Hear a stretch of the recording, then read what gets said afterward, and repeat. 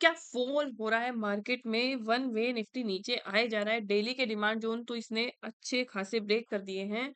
और क्या ये फॉल रुकेगा? क्या पॉसिबिलिटी है आगे फ्यूचर में इस निफ्टी की? क्या आप ट्रेड कर पाओगे इक्विटी के शेयर में? यही सब हम लोग आज इस वीडियो में डिस्कस करने वाले हैं। Hello everyone, welcome to my channel. आज हम लोग निफ्टी, बैंक निफ्टी के लेवल को डिस्कस करेंगे। उसके साथ ही कुछ स्टॉक जो हमारे रडार पे हैं, अगर निफ्टी और नीचे आता है और उन स्टॉक्स में हमें बाइंग अपॉर्च्युनिटी मिलती है, तो एक होप है कि वो स्टॉक आपको एक अच्छा मूव शॉर्ट टर्म में दे दें। पर इसके लिए आपको वीडियो के एंड तक बना रहेगा। साथ ही साथ एक और मैं बात बता दूँ आपको कि यहाँ मैं कोई भी बाय या सेल रिकमेंडेशन नहीं दे रही हूँ। ये सिर्फ़ मेरी टेक्निकल एनालिसिस की स्टडी है जो मैं आपके साथ शेयर कर सकती हूँ। मेरे व्यू गलत भी हो सकते हैं। अगर आप इनमें अपनी कोई पोज़ीशन बनाना चाहते हैं तो उसके लिए आप अपने एडवाइज़र से कंसल्ट करिए। तो चलिए स्टार्ट करते हैं सबसे पहले निफ्टी की एनालिसिस के साथ। जैसा कि आप देख सकते हैं कि निफ्टी जो है वो वन वे, पहले तो ये हायर लो, हायर हाई का स्ट्रक्चर बना रहा था, पर उसके बाद बिना एक पुल बैक दिए ही निफ्टी वन वे डाउन आ रहा है। अब ऐसे केस में क्या होता है कि ये वाला डेली का जो ज़ोन था हमारा, निफ्टी ने ब्रेक कर दिया इसको यहाँ पर। उसके बाद ये एक लेवल बचा है हमारे पास जहाँ पर इसका गैप भी फिल हो जाता है, प्लस यहाँ पर एक ज़ोन की रेंज भी है जिसका स्टॉप लॉस हमारा 22,200 के आसपास आ रहा है। तो अगर ये मान के चलो कि निफ्टी कल इसी एरिया में गैप डाउन देता है, तो हो सकता है मार्केट में एक शॉर्ट रिकवरी को देखने को मिले। अब निफ्टी को हम लोग बुलिश कब मानेंगे? तो यहाँ एक वीकली टाइम फ्रेम पर इसने एक स्ट्रॉन्ग सप्लाई ज़ोन बना दिया है। तो जब तक ये स्ट्रॉन्ग सप्लाई ज़ोन ब्रेक नहीं होगा, आप नहीं मान सकते कि निफ्टी अप ट्रेंड में रहेगा। हाँ, बहुत बार पॉसिबिलिटी होती है कि अगर वन वे फॉल मार्केट में आता है, तो वहाँ से वी शेप रिकवरी इतनी फास्ट होती है, तब हो सकता है कि ये गैप अप के साथ इसको ब्रेक कर दे। पर इसके बाद इसका सस्टेन रहना ज़रूरी है। जैसे यहाँ भी फॉल के बाद गैप अप के साथ इसने इस पूरे मूव को खत्म तो कर दिया था, पर वहाँ सस्टेन नहीं कर पाया था और वहीं से ये डाउन भी आ गया था। और बहुत ज़्यादा बेयरिश निफ्टी को हम लोग एक तरह से ये मान सकते हो कि ये जो 22,200 का लेवल है ना, ये निफ्टी के लिए बिल्कुल मेक और ब्रेक लेवल बन गया है अब, कि अगर निफ्टी इस लेवल को ब्रेक कर देता है, तो तब तो फिर आपको हो सकता है निफ्टी 20,000 के आसपास भी देखने को मिले। तो इसमें डरने की या पैनिक होने की कोई ज़रूरत नहीं है। आपको प्रॉपर एक सिस्टम बना कर के ही निफ्टी में ट्रेड प्लान करनी चाहिए। अभी का जो टाइम है उसमें बिना किसी कन्फर्मेशन के ट्रेड मत करिए। अननेसेसरी की ट्रेड लेने से बचिए, कि ये नहीं कि आज लग रहा है गिरेगा तो ट्रेड ले ली और पता चला वहाँ से एक पुल बैक आ गया मार्केट में। तो ये एक करंट सिनेरियो है हमारे पास निफ्टी का। अगर मैं बात करूँ बैंक निफ्टी की, तो बैंक निफ्टी भी अपने मंथली डिमांड ज़ोन में ही है। और अगर निफ्टी में ये ब्रूटल फॉल कंटिन्यू रहा, तो हो सकता है ये इस ज़ोन को ब्रेक कर दे और यहाँ जो एसएल था वो भी हिट हो जाए। तो इसमें तो हम वेट एंड वॉच ही कर सकते हैं, तो मार्केट ही बताएगा कि उसमें अब रिकवरी कहाँ से पॉसिबल है। पर हाँ, ये है कि निफ्टी ज़ोन पर आके रिकवरी दे, तो उसकी रिकवरी को थोड़ा लंबे टाइम तक सस्टेन रहने की पॉसिबिलिटी ज़्यादा रहेगी। अगर वो बीच में से ही कहीं से चलता है, तो हो सकता है वो वापस से एक बार फिर डाउन मूव दे। और रही बात बैंक निफ्टी की, तो बैंक निफ्टी तो ऑलरेडी ज़ोन में है। अगर निफ्टी गैप डाउन के साथ कल ज़ोन में आकर के फिर रिकवरी दे और उसी के साथ अगर ये ज़ोन ब्रेक भी कर देता है, तो यहाँ कोई रिवर्सल ट्रेड हम लोग देख सकते हैं।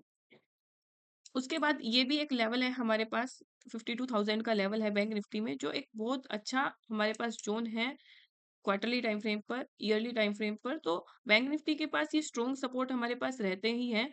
इसलिए मैंने आपको बोला था कि निफ्टी से ज़्यादा बैंक निफ्टी जब रिकवरी देगा, तो यहाँ पे आपको बहुत अच्छी ट्रेड मिल जाएगी।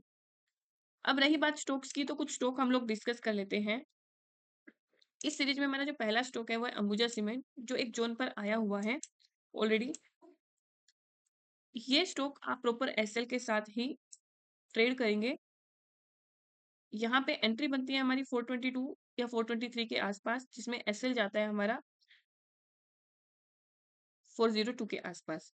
तो ये एक वीकली डिमांड जोन की ट्रेड है।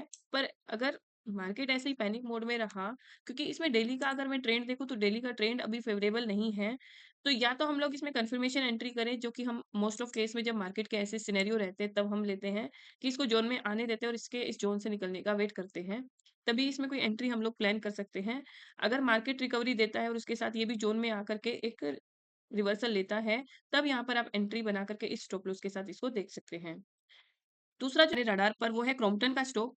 आप इसका चार्ट देख सकते हैं कि डेली पे इसने एक डाउन मूव के बाद रिवर्सल लिया था और उस लेवल से एक अच्छा खासा मूव भी इसने दिया था और अब मार्केट की वजह से वापस से फॉल होना स्टार्ट हो गया है। अगर ये वापस इसी लेवल के आसपास आता है, जिसकी रेंज हमारी 226 से लेकर के 217 तक है, अगर ये वापस इस रेंज में आता है, तो आपको यहाँ पर एक अच्छा मूव देखने को मिल जाता है। इस स्टॉक को भी आप नज़र रखिए, हमारे भी रडार पर है, आप लोग भी इसमें रडार पर रखिए इसको अपने। अगला जो स्टॉक है हमारे पास वो है आईडीबीआई। आईडीबीआई बैंक में जो बाइंग लेवल है वो अभी थोड़ा-सा डाउन है, पर हम लोग बिना कन्फर्मेशन के यहाँ पर एंट्री नहीं बनाएँगे।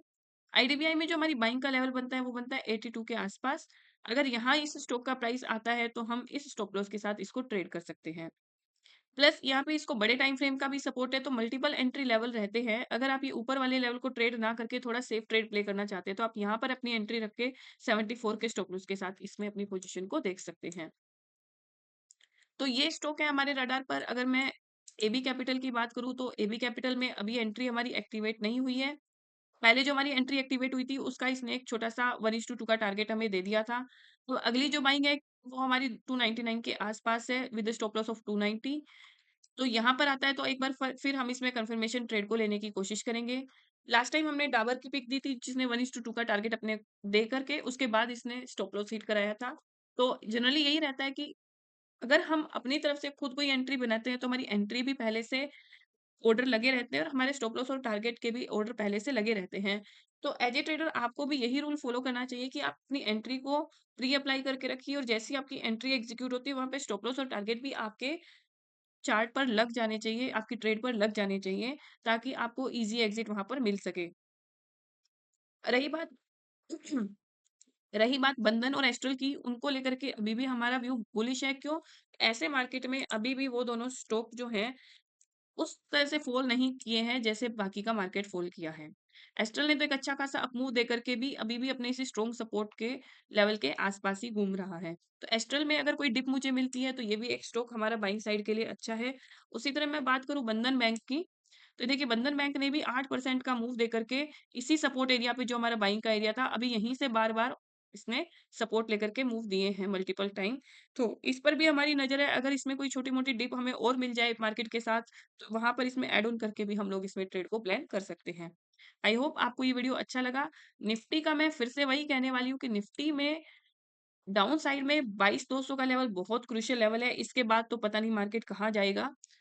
पर हाँ, अभी के लिए एक short term V shape recovery market में किसी भी लेवल से आ सकती है, वो वेट एंड वॉच रहेगा। उसमें अभी हम कोई ट्रेड ऐसे प्लान नहीं करने वाले हैं और मार्केट में बुलिश मूव निफ्टी में तभी रहेगा जब वो इस सप्लाई को ब्रेक कर देगा।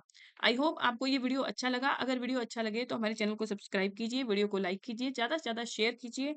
आप भी अपना व्यू हमारे साथ शेयर कर सकते हैं। Thank you everyone.